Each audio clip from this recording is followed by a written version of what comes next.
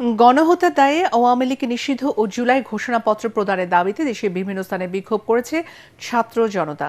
ঝালকাঠিতে বিক্ষোভ সমাবেশ এবং সড়ক অবরোধ কর্মসূচি পালন করে জাতীয় নাগরিক পার্টি এনসিপি, জামাতে ইসলামী, ইসলামী আন্দোলন বাংলাদেশ ও গণ অধিকার পরিষদ সহ বিভিন্ন সামাজিক সংগঠনের নেতা কর্মীরা। এনসিপি সংগঠক মাইনুল আসলাম মান্না, ইসলামী আন্দোলনের জেলা সভাপতি আলমগীর হোসেন ও জামাত নেতা আব্দুল হাই এ সময় বক্তব্য রাখেন।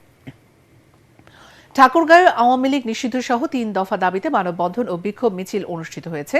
দুপুরে শহরে চৌরাস্তা মোড়ে জুলাই যোদ্ধা ও আহত নিহতদের পরিবার ব্যানারে এ মানববন্ধন করা হয়। এ সময় দাবি আদায় না হলে কঠোর আন্দোলনে হুঁশিয়ারি দেন বক্তারা। আওয়ামী লীগ নিষিদ্ধের দাবিতে টাঙ্গাইলে বিক্ষোভ মিছিল করেছে ফ্যাসিবাদ বিরোধী ছাত্র জনতা। দুপুরে টাঙ্গাইল প্রেস ক্লাবের সামনে বিক্ষোভ কর্মসূচি পালন করে তারা।